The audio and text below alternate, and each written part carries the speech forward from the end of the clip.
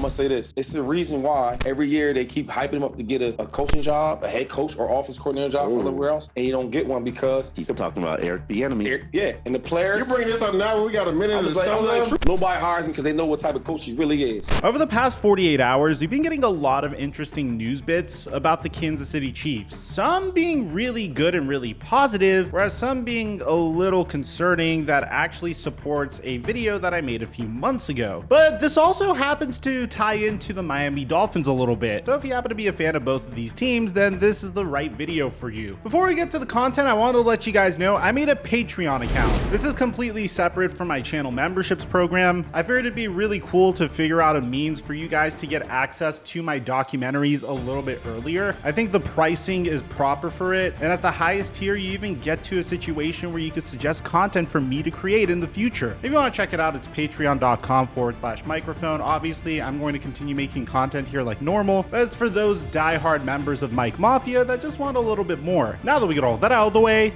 break!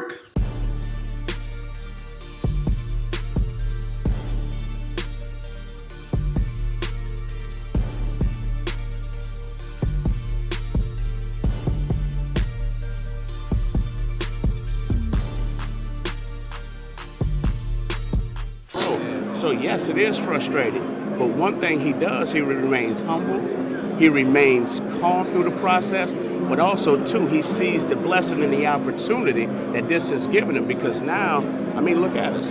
We have an opportunity to win the Super Bowl, okay? So what's more important, to sit back and complain about what's not going on, or be supportive and making sure that he's helping in any way that he can to help us to accomplish the goal? Mic check 1 2 1 2. What's going on, everybody? The Kansas City Chiefs have had one of the most unique off seasons that I think I've ever seen. And to be honest, not to be biased or anything, considering how there's literally a Patrick Mahomes signed jersey on my back wall, but given the situation that they were in and the cards that they were dealt, I give them an A+ for the way they decided to handle the situation. In a world where you are paying Patrick Mahomes the amount of money that he is being paid, which to be honest now kind of looks like a steal, considering how Mahomes is the third highest paid QB in the NFL, being paid $45 million a year annually. So he's being beat out by Deshaun Watson at $46 million and Aaron Rodgers at $50.3 million. The Kansas City Chiefs weren't in a situation where they could pay Tyreek Hill the inflated contract that all wide receivers were being paid this past offseason. And on top of that, if they were, I just felt like that was going to be the beginning of the end for the Kansas City Chiefs dynasty. Honestly, I would be a little wary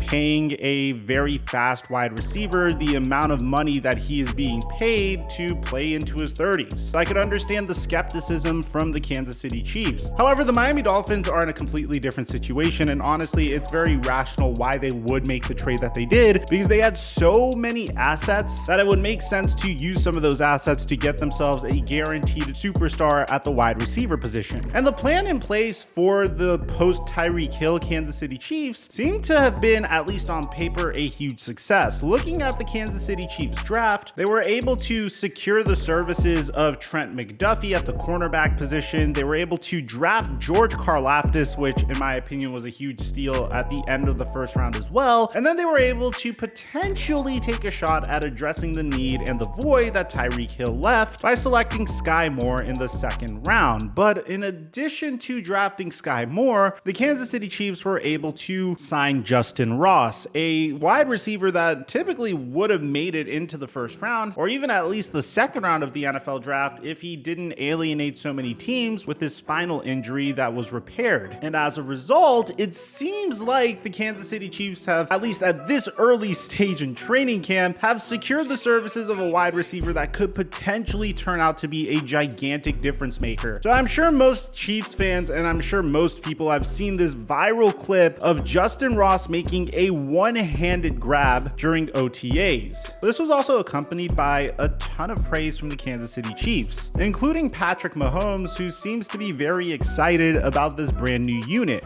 And so you want to build that chemistry fast, you want to have success, and I think the best way to do that is get away from the building. I mean, in the building, everybody's on their P's and Q's. Everybody's trying to be the best they can be, but you want to be with someone outside the building, see what their family's like, see what they like, what their interests are.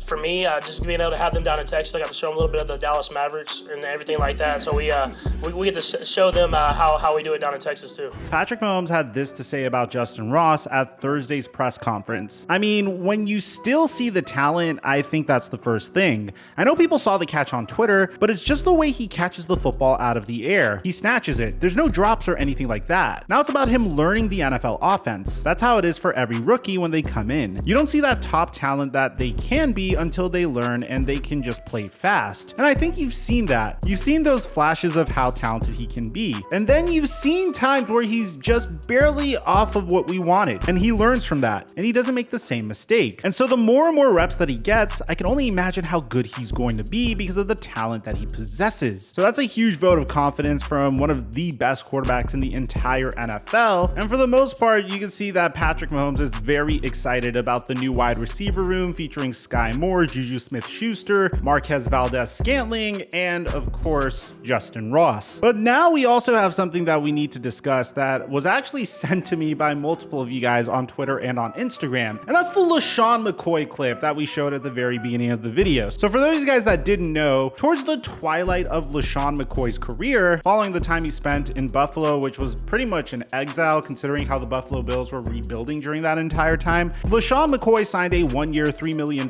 contract with the Kansas City Chiefs to reunite with his original head coach from when he was in Philadelphia, Andy Reid. Now, at this point, it's important to note that Lesean McCoy clearly wasn't the running back he used to be. I mean, at this point, he was 30 years old. Once you're 30 years old as a running back, the perception of you is that your best years are officially behind you. But needless to say, he was a great presence in the locker room, and he was able to win a Super Bowl, his first Super Bowl of his entire career. However, Lesean McCoy didn't necessarily have the greatest relationship with the offensive coordinator of the Kansas City Chiefs, Eric Bieniemy. And I'm gonna say this, it's the reason why every year they keep hyping him up to get a coaching job, a head coach or offensive coordinator job from everywhere else, and you don't get one because He's talking about Eric Bieniemy. Yeah, and the players. You're bringing this up now when we got a minute to I'm show like, them? truth. Listen, because some players, right, he talks to them a certain way, and some players would take it. I wouldn't take it, like, whoa, and some question I would ask, everybody's accountable. Yeah. That's why it's not because he's a black coach. That's not the reason. The reason that because I won't get into that, but I'll say this. You can't say the reason. We ain't got enough time to get into it. Brandon, we got 1 minute, but it's the reason why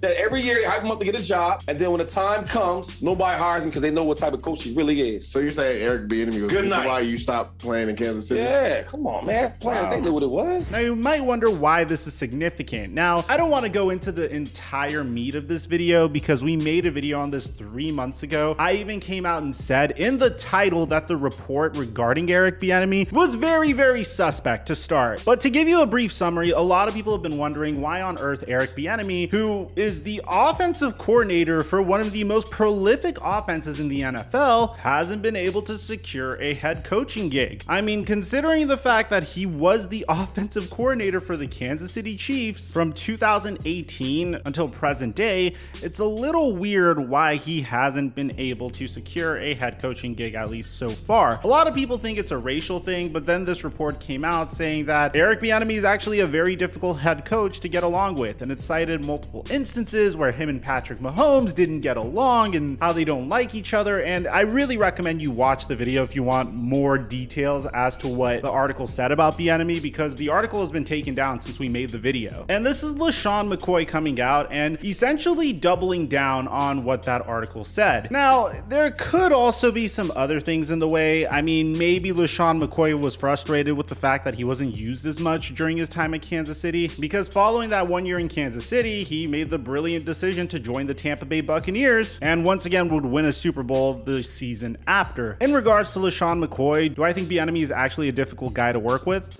Possibly. Now, this isn't the first time that a Pro Bowl running back expressed frustration with the Kansas City Chiefs offense, because Le'Veon Bell was in this exact same situation following his stint with the Kansas City Chiefs, and he called out Andy Reid as a result of it. He even said that he would never play for him ever again. And just like in that time, how Andy Reid handled the Le'Veon Bell situation with grace, it seems like once again he is handling this Eric Bieniemy, Lesean McCoy situation with grace. Andy Reid comes out and says that sometimes it's hard on a veteran player. Maybe their performance level isn't what it used to be, and it's hard to take sometime. But Eric Bieniemy is going to push you to try to maximize what you've got. That's one of his strengths. He'll come in and shoot you straight. Sometimes you want to hear it, and sometimes you don't. I'm a big Lesean McCoy fan. In my eyes, he's a future Hall of Fame running back. If you look at it statistically, he's tremendous. But he wasn't the youngest pup in the kennel here. He was on the backside, and sometimes that's hard to take. Andy Reid also went the extra mile to mention how Eric Bieniemy is remarkable at relating to the players, saying that you see the love that players have for him. He's got all these guys standing up for him and saying positive things. He's a heck of a football coach, and I'm disappointed that he hasn't had a chance, and I'm optimistic that he's going to have one in the future. Now, obviously, you're going to have Andy Reid coming out to back up his offensive coordinator. You don't want things to be toxic right before the regular season is about to start, which, by the way, I believe we're 15 weeks away from the regular season starting. But in addition to this news, you have other issues that the Kansas City Chiefs are dealing with, like their Pro Bowl left tackle Orlando Brown saying that he wants to be the highest paid left tackle in the entire NFL. All of a sudden, the Tyreek Hill trade is starting to make more and more sense. So let me know in the comment section down below what you guys think about all this information we brought to you guys today. There was a lot to package in one video, so I apologize if we had to jump from one topic to another in rapid succession. I just want to make sure I covered everything for you guys. Make sure you check us out on Patreon if you want to go the extra mile to support the channel. Aside from that, I'm your boy Mike, and I'm dropping our mic until our next upload.